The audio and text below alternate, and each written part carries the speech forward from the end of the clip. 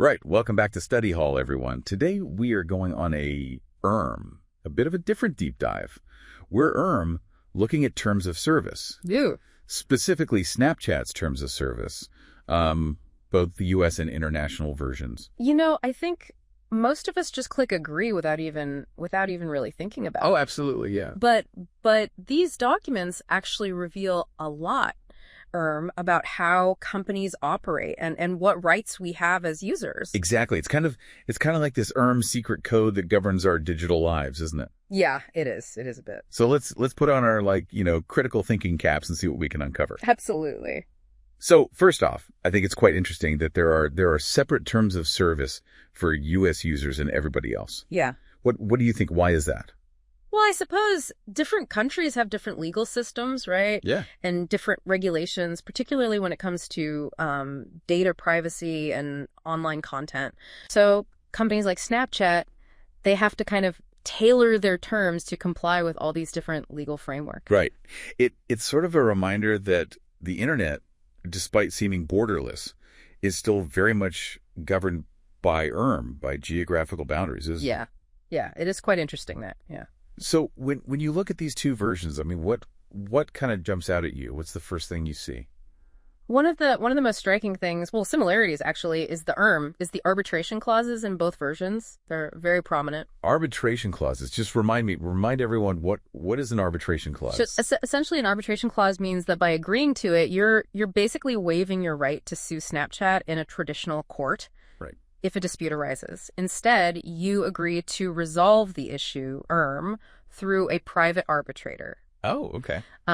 Who's chosen by the company, usually. Right. So if I have a problem with Snapchat, I can't actually take him to court. Pretty much, yeah. I'm just stuck with whatever this arbitrator decides. Yeah, and there are a lot of concerns about that. Yeah. Because that process can be less transparent, and quite often it tends to favor the company over the individual user. Oh, right. Yeah. Okay, so it's a little bit one-sided then, really, isn't it? It can be, yeah. And the thing is, most of us probably don't even realize we're agreeing to this when we just click agree. No, we don't. Have you ever actually sat and read an arbitration clause? To be honest, not in detail. I mean, it's so easy just to sort of scroll through and accept the terms without really thinking about it or understanding the implications. Yeah. But that's why we're doing this deep dive. Right. To bring these hidden clauses to light. Absolutely, yeah. Okay, let's move on. Let's talk about something that's, particularly relevant to us here in the UK, which is the international version of Snapchat's terms of service. Yeah. So in that version, what kind of stands out to you? Well, one thing that immediately catches my eye is the section on content ownership and licensing. When you upload something to Snapchat, you're giving them a worldwide, royalty-free, sub-licensable, and transferable license to host, store, use, display, reproduce, modify, adapt, edit, publish, analyze, transmit, and distribute that content. Whoa. I know, it's a mouthful. Okay, yeah, that's a lot of legal jargon. Yeah. Can you break that down for me? What does that actually mean for us as users? Well, in simple terms, it means that Snapchat can essentially do whatever they want with your content. Right. They can use it commercially, they can modify it, they can even share it with third parties, right, all without owing you any compensation. So anything I post on Snapchat, they can just use for their own profit? Yeah, pretty much. Even those silly dog filter selfies? Even those. Now, there is a slight difference in wording between the U.S. and international versions, actually. The U.S. terms, specifically mention using your content for developing new ones, which some people argue suggests they can use your snaps to train their AI algorithms. Oh, right. Yeah.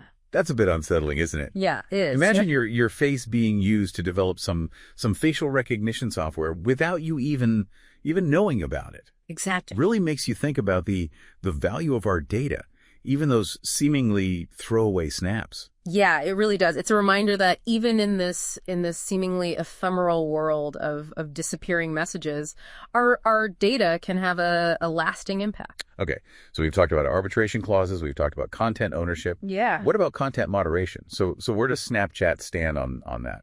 So their stance is quite interesting. So they have community guidelines and a reporting process, but they emphasize that they don't control most of the content on the platform. Right. and they're not responsible for what users post. So they're kind of trying to distance themselves from the responsibility of policing the content then. Yeah.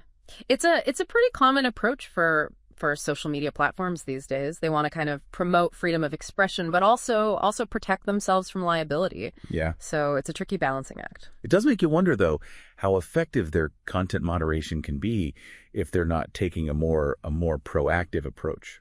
It definitely raises questions about about accountability and how effective self-regulation can be in online spaces, doesn't it? I mean, we are seeing a lot of debate around this at the moment as social media platforms are trying to grapple with all these issues like hate speech, and misinformation. Yeah, absolutely. So it seems like there's a lot more to these terms of service than meets the eye. Yeah.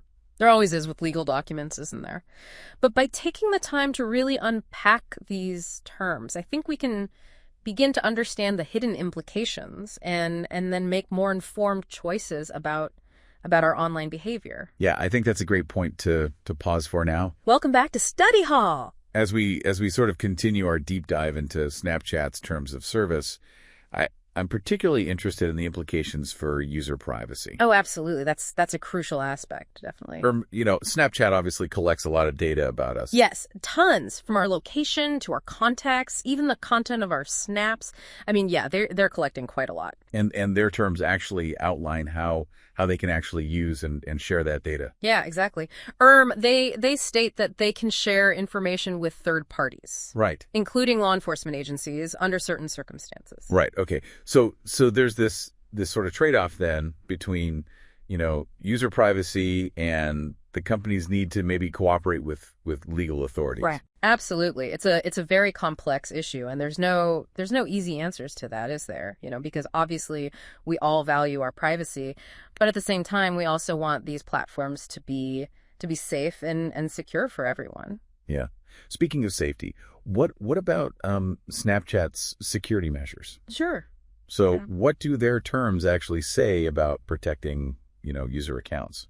Well, they emphasize the importance of, things like strong passwords, two-factor authentication, which are, pretty standard practices these days. Right. Yeah. But they also reserve the right to remove content, suspend, or even terminate accounts for violating their terms. Right. Okay. So it's sort of a reminder, isn't it, that while we might feel, a sense of ownership over our Snapchat accounts, they are ultimately subject to the company's rules and regulations. Oh, absolutely. Yeah. And those rules can change at any time, really. That's a good point. I mean, these terms, they're not sort of static documents, are they?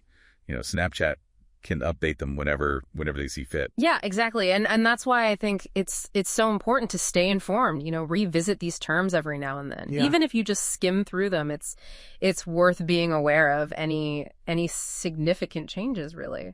Okay, so let's shift gears a bit and maybe talk about something we touched on earlier, which is the content ownership and licensing. Yeah. It seems like Snapchat has pretty broad rights to use the content that we upload. Yeah, they do. And this raises some really interesting questions about, how our creative output is being used and monetized in the digital age, doesn't it? Yeah, it does.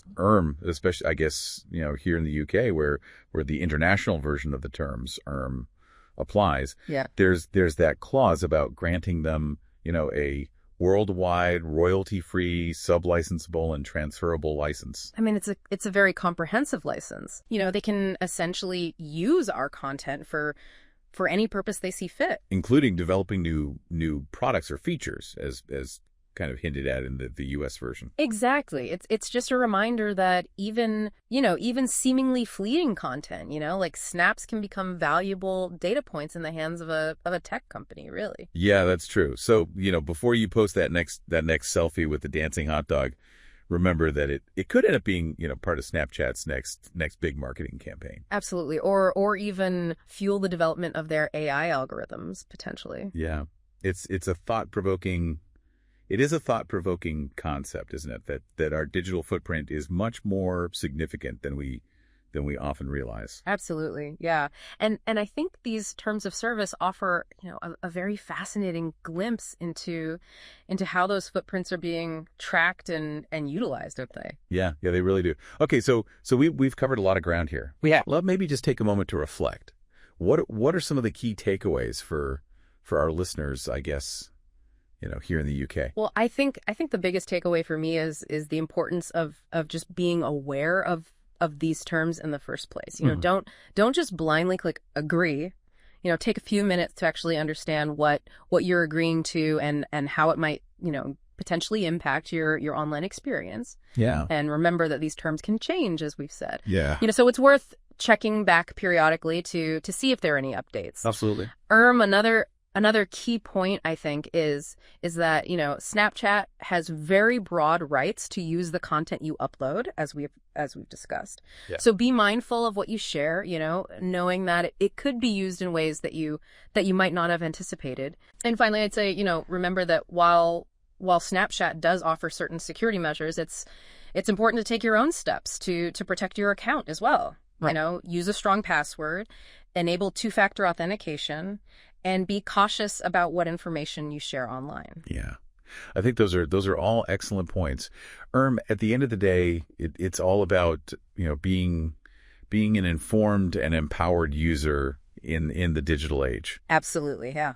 Right. Welcome back to the final part of our Snapchat deep dive. Yeah, we've covered a lot, haven't we? From arbitration clauses to content ownership and And now it's time to sort of bring it all together, I guess. Yeah, put it all into perspective. So how do we move from the theoretical to the practical, I suppose? Yeah.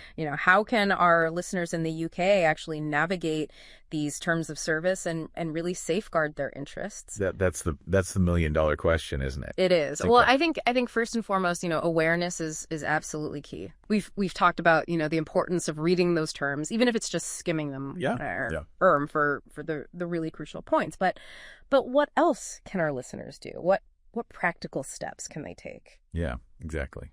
Well, I think one simple but effective tip is to just be mindful of the content that you share. Yeah. We've talked about how Snapchat has these broad rights to use anything that you upload. So before you post that hilarious but potentially embarrassing snap, just ask yourself, would I be comfortable with this being used in a commercial or shared with third parties? Yeah. It's a good point. I think it's easy to get caught up in the moment, isn't it? Absolutely. But thinking about those, potential consequences beforehand can save you a lot of trouble later down the line. Absolutely. Another practical step is to just familiarize yourself with Snapchat's reporting mechanisms. Oh, yeah. If you encounter harmful content or if you experience any issues on the platform, knowing how to report them effectively can be crucial. Yeah. And don't hesitate to reach out to Snapchat's support team if you have any questions or concerns. Okay. They might not be able to solve every problem, but it's always worth engaging with them directly. Yeah, of course.